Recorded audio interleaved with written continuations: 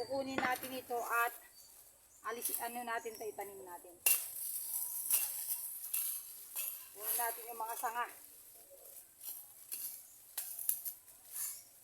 Kasi yung mga sanga mga guys ay tatanim natin.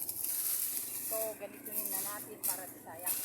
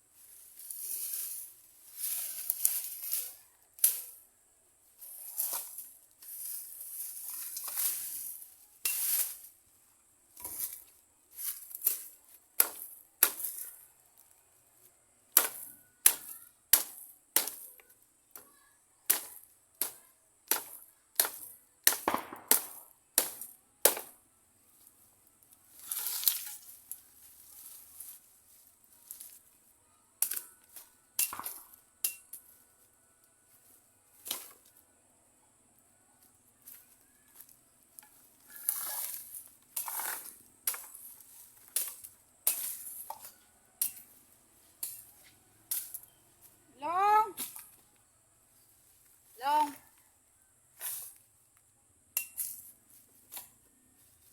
Anong pinagbitingan nyo, Padar? Anong pinagbitingan nyo?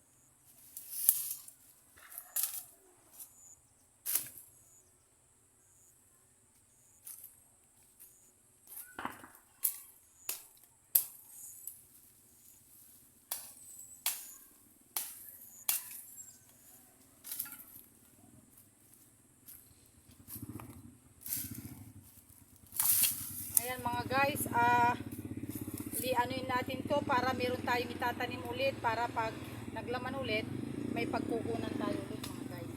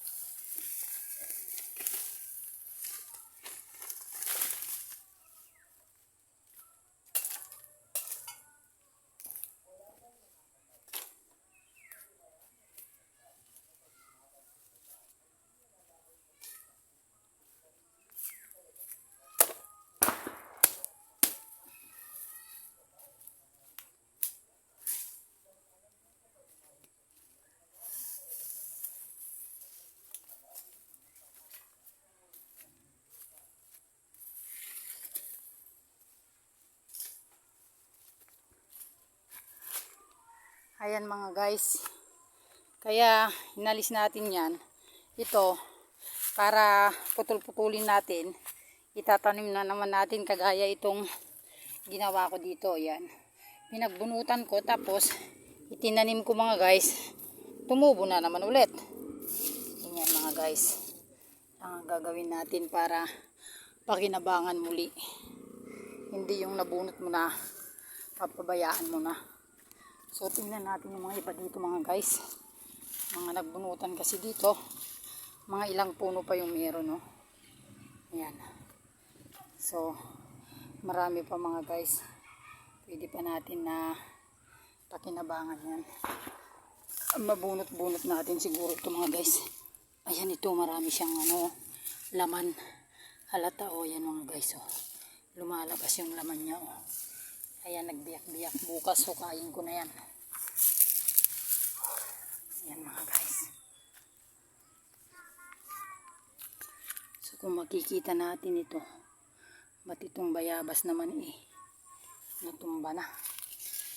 Mga guys. Ayan pa mga puno. Kailangan to maalis para may tanim. Ayan mga guys, marami pa. So ayan, ganyan po ang pinakamaganda sa may tanim mga guys. Saan ka pa? Mga papaya, marami ring bunga. Aray ko! So ayan, tingnan natin mga guys. Ito, marami ring laman to. Kasi mukhang mahigpit yung itsura. May bumiyak-biyak na yung lupa niya. Yan mga guys, bali ilang puno pa yan. So pwede pa natin kunin bukas. So may bagyo kasi bukas mga guys. So ayan nagbiri-biri. Maghuhukay tayo bukas mga guys. So salamat po sa inyong panunood mga guys. Yan, mangunguha pa tayo ng ating mga gulay mga guys. Kasi nga dahil yung bagyo daw talagang malakas. So ayan, part 1 ito. Ang part 2 manguha tayo ng gabi mga guys. So dahil meron na tayong nakuha yan, doon maraming kamote kaya lang pagod din ako maghukay. At saka kumuha rin ako ng itatanim. So yan guys. Thank you po sa inyong panunood. God bless you.